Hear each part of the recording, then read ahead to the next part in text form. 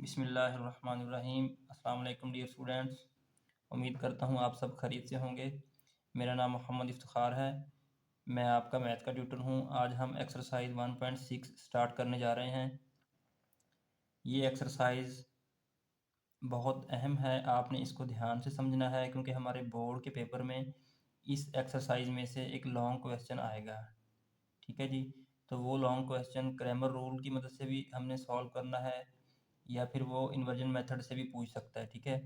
तो inversion method से मैंने इसकी एक वीडियो बनाई है। ठीक है। वो इस वीडियो के डिस्क्रिप्शन में उसका लिंक मौजूद है, आप वहाँ से देख सकते हैं। तो यहाँ पे हम क्रैमर रूल की मदद से इस एक्सरसाइज को सॉल्व करेंगे। ठीक है जी। तो इसका क्वेश्चन नंबर 1 है 2x minus 2y is equal to 4, 3x plus 2y is equal to 6। तो डियर स्टूडेंट्स, क्रैमर रूल इंतहाई सिंपल और आसान तरीकाकार है। ठीक है। आपने इसको ध्यान से समझना है, ये आपको अच्छे से समझ आ जाएगा। तो हमने क्या करना है, हमने सिंपली इन इक्वेशन को जो है वो हमने उनके कॉलम बना लेने हैं। 3 कॉलम इनके बनेंगे। ए कॉलम बनेगा, ए एक्स बनेगा और ए वाई बनेगा। ठीक है। तो आपने इन कॉलमों को ध्यान से समझ लेना है। इसके अलावा ये सारा क्वेश्चन बहुत ही आसान है। मेन चीज़ इसमें सिर्फ इसके कॉलम हैं। जब आपको कॉलम समझ आ जाएंगे तो पूरा सवाल आपको आसानी से समझ आ जाएगा। तो आपने बस कॉलम को तवज्जो से समझना है। इसमें हमने क्या करना है, ए को बनाने के लिए हमने इक्वेशन के जो कोएफिशिएंट है वेरिएबल के, उनको हमने यहाँ पे लिख लेना। जिस तरह 2x में कोएफिशिएंट 2 है वो हमने इधर लिख लिया, 2y में कोएफिशिएंट माइनस का 2 है। इसी तरह 3x में कोएफिशिएंट 3 है और 2y में कोएफिशिएंट 2 है। ठीक है जी। तो हमने इनको एक कॉलम की शक्ल में लिख लिया और उसको a का नाम दे दिया। इसके बाद हम ax बनाएंगे। ax में हमने क्या करना है, ये वाले जो कांस्टेंट हैं इक्वेशन के वो हमने पहले लिख लेने हैं। उसके बाद हमने इसके साथ y का कोएफिशिएंट लिखना है, ये वाला -2 और +2, ये यहाँ पे हम लिखेंगे। तो इस तरह से हमारे पास ax बन जाएगा। इसके बाद हम ay बनाते हैं। ay बनाने के लिए हमने क्या करना है, हमने x के कोएफिशिएंट दोनों इक्वेशनों के हमने यहाँ पे लिख लेने हैं। ठीक है जी।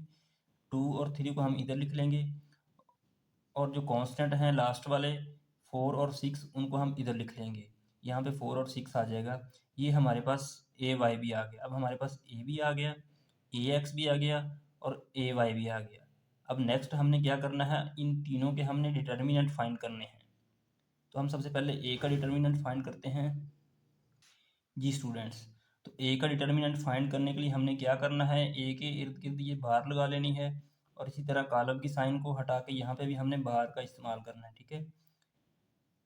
तो इसके बाद हमने क्या करना है, इसके डायगोनल जो हैं उनको हमने मल्टीप्लाई कर देना है, यानी कि इसके वतरी अरकान को हमने ज़रब दे देनी है और गैर वतरी अरकान को भी ज़रब दे देनी है और दरमियान में हमने माइनस लिख देना है। ठीक है। तो जब वतरी अरकान को हमने ज़रब दी, 2 को 2 से मल्टीप्लाई करें, 2 2 ज़ार 4, इसी तरह 2 को 3 से मल्टीप्लाई करें, 2 3 ज़ार 6।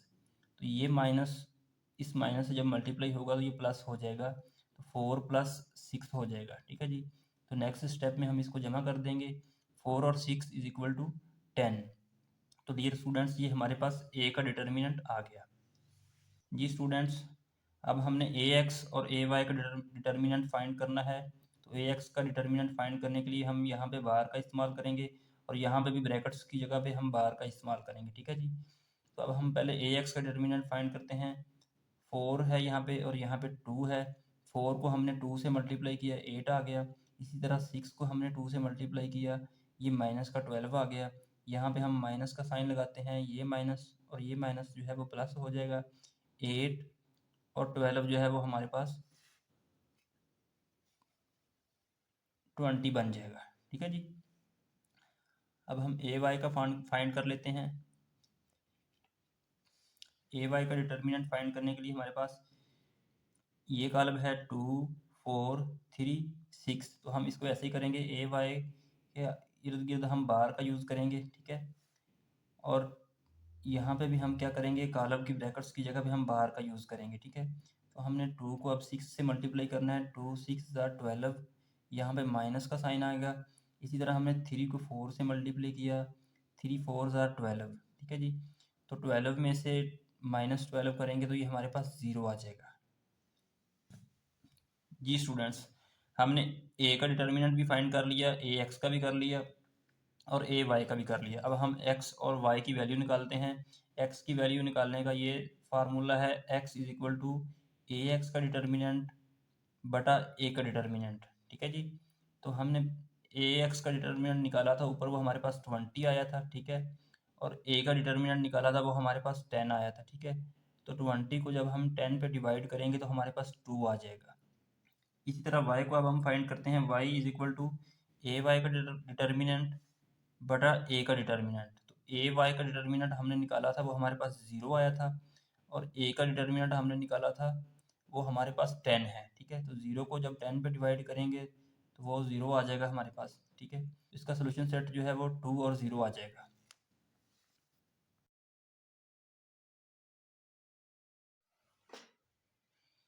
जी स्टूडेंट्स, इसका हम क्वेश्चन नंबर 2 देखते हैं। 2x plus Y is equal to 3, 6x plus 5y is equal to 1 by Cramer's rule. हमने क्या करना है यहाँ पे, हमने जैसा कि पिछले सवाल में मैंने आपको बताया था, हमने कॉलम इनके बना लेने हैं ए एक्स ए वाई। ठीक है। तो ए कॉलम बनाने के लिए हमने क्या करना है, एक्स और वाई के कोएफिशिएंट यहाँ पे लिख लेने हैं। एक्स का कोएफिशिएंट 2 है, वाई का कोएफिशिएंट 1 है। इसी तरह एक्स का कोएफिशिएंट 6 है और वाई का कोएफिशिएंट 5 है। ठीक है। उसके बाद हम ए एक्स फाइंड करते हैं। ए एक्स फाइंड करने के लिए हमने यहाँ पे ये जो कांस्टेंट वैल्यू है लास्ट वाली, वो यहाँ पे हमने लिख लेनी है। और उसके बाद हमने वाई की जो कोफिशिएंट है वो यहाँ पे लिख लेना है। इसका कोफिशिएंट 1 है, यहाँ पे 1 आ जाएगा। और इस वाई का कोफिशिएंट जो है वो 5 है, यहाँ पे 5 आ जाएगा। तो इस तरह से हमारा ए एक्स बन जाएगा। तो अब हम ए वाई बनाते हैं। तो ए वाई के लिए हमने क्या करना है, 2x का कोफिशिएंट जो है वो 2 है, तो इधर 2 आ जाएगा। इसी तरह 6x में 6x का कोफिशिएंट 6 है, तो यहाँ पे 6 आ जाएगा। ठीक है। तो लास्ट वाले जो कांस्टेंट वैल्यू हैं 3 और 1, वो यहाँ पे आ जाएंगी। तो इस तरह से हमारे पास ए कॉलम भी आ गया, ए एक्स कॉलम भी आ गया और ए वाई भी आ गया। तो डियर स्टूडेंट्स, आपने इन कॉलमों को बनाते वक्त थोड़ी सी एहतियात करनी है। बाकी तमाम सवाल जो है वो बहुत ही आसान है, तो इसमें कोई मुश्किल नहीं है। अब हम इसको सॉल्व करते हैं।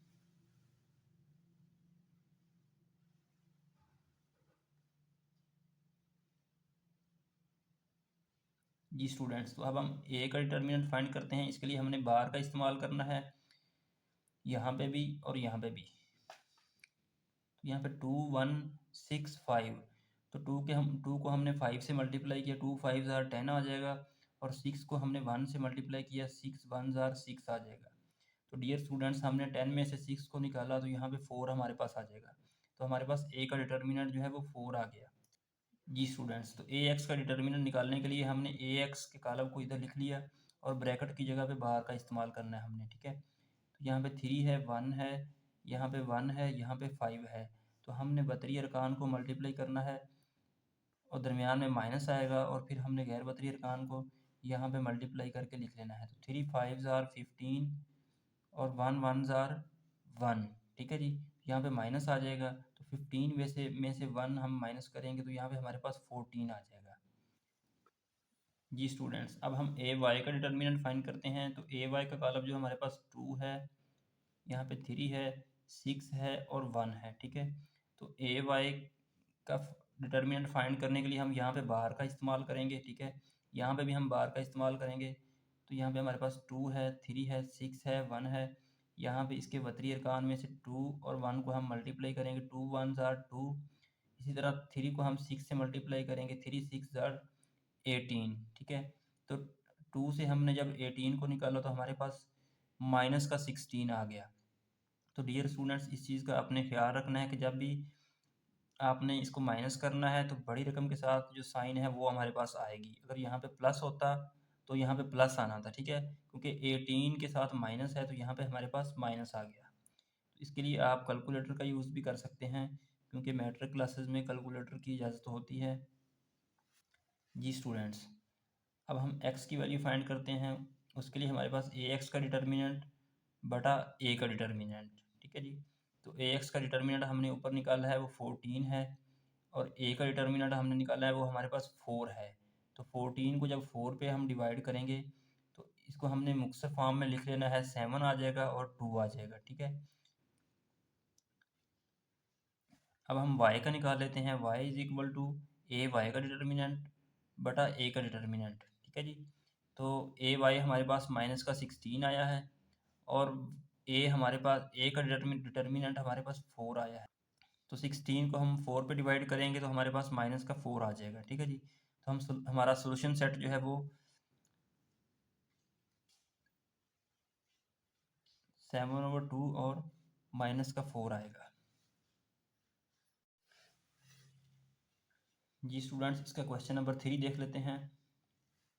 हमारे पास दो इक्वेशन है, 4x plus 2y is equal to 8 और 3x minus Y is equal to -1 by Cramer's rule. तो हमने क्या करना है, सिंपली इनके कॉलम बना लेने हैं। एक कॉलम a बनेगा, एक ax बनेगा और एक ay बनेगा। तो आपने इन कॉलमों को ध्यान से देख लेना है। a में हमने क्या करना है, x और y के जस्ट कोएफिशिएंट हमने यहाँ पे राइट कर देने हैं। ठीक है। तो x का कोएफिशिएंट 4 है, y का कोएफिशिएंट 2 है, इस x का कोएफिशिएंट जो है वो 3 है और y का कोएफिशिएंट -1 है। ठीक है जी। तो अब हम ax बनाएंगे। ax कॉलम में हमने क्या करना है, हमने सिंपली जो कांस्टेंट वैल्यू है इनकी लास्ट वाली 8 और -1 उनको स्टार्ट में हमने लिख देना है, 8 और -1। और उसके बाद हमने y का कोएफिशिएंट जो है वो सेकंड में हमने लिख देना है, 2 और -1। यहाँ पे 2 और -1 आ जाएगा। अब हम ए वाई बनाते हैं। ए वाई बनाने के लिए हमने क्या करना है, हमने दोनों इक्वेशनों में एक्स के जो कोएफिशिएंट हैं इनको हमने यहाँ पे लिख देना है। इस तरह से ये 4 है और 3 है, यहाँ पे भी 4 और 3 आ जाएगा। तो सेकंड में हमने क्या करना है, कांस्टेंट वाली जो लास्ट वाली वैल्यू है 8 और -1 वो यहाँ पे हमने राइट कर देनी है। स्टूडेंट्स, हमने इनके कॉलम बना लिए हैं। अब हम क्या करेंगे, हमने सिंपली इनका डिटर्मिनेंट निकालने हैं। ए का डिटर्मिनेंट निकालेंगे, ए एक्स का निकालेंगे और ए वाई का निकालेंगे। जी स्टूडेंट्स, ए का डिटर्मिनेंट निकालने के लिए हम बार का यूज़ करेंगे, यहाँ पे भी यूज़ करेंगे और यहाँ पे भी करेंगे। यहाँ पे भी हम ब्रैकेट्स ख़त्म कर देंगे। यहाँ पे इसके बतरी अरकान है 4 -1। 4 को -1 से मल्टीप्लाई करेंगे, माइनस का 4 आ जाएगा। इसी तरह हम 2 को 3 से मल्टीप्लाई करेंगे, 2 3 ज़ार 6 आ जाएगा। ठीक है। ये माइनस का 6 है और माइनस का 4 है। इसका आंसर हमारे पास माइनस का 10 आ जाएगा। जी स्टूडेंट्स, अब हम ए एक्स का डिटर्मिनेंट निकालेंगे। इसके लिए भी हमने बाहर का यूज़ करना है, यहाँ पे भी यूज़ करना है, यहाँ पे भी करना है। हमारे पास इसमें क्या है, 8 है, 2 है, -1 है और -1 है। तो हमने क्या करना है, बतरी अरकान को मल्टीप्लाई करना है। 8 को मल्टीप्लाई करेंगे -1 के साथ तो माइनस का 8 आ जाएगा। यहाँ पे हम माइनस की साइन लगाएंगे। अब 2 को -1 से मल्टीप्लाई करेंगे तो माइनस का 2 आ जाएगा।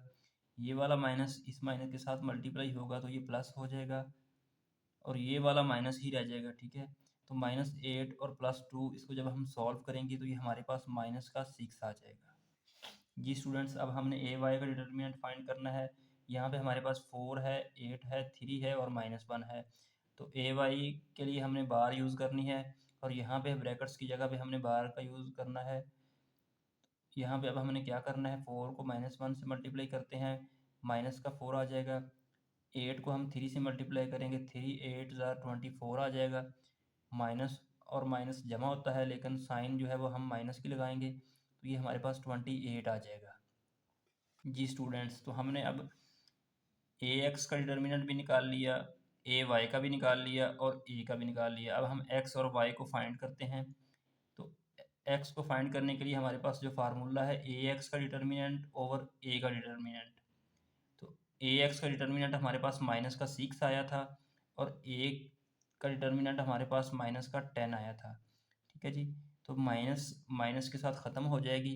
हम इसको मुक्सर करेंगे तो ये हमारे पास 3/5 आ जाएगा। इसी तरह y को सॉल्व करने के लिए हम क्या करेंगे, y is equal to A Y का डिटर्मिनेंट ओवर ए का डिटर्मिनेंट। तो ए वाई का डिटर्मिनेंट हमारे पास माइनस का 28 आया था और ए का डिटर्मिनेंट हमारे पास माइनस का 10 आया था। माइनस माइनस के साथ ख़त्म हो जाएगी। ठीक है। तो अब हम इसको मुक्सर करेंगे तो ये 14/5 आ जाएगा। तो इसका हम सोल्यूशन सेट लिखेंगे, 3/5 और 14/5। ठीक है जी, ये हमारा सोल्यूशन सेट आ जाएगा। तो डियर स्टूडेंट्स, अगर आपको इस सवाल में किसी चीज़ की समझ नहीं आई तो आप मुझे कमेंट्स में ज़रूर पूछ सकते हैं, ठीक है। मैं आपको ज़रूर इसका आंसर दूंगा। बहुत शुक्रिया, अल्लाह हाफिज़।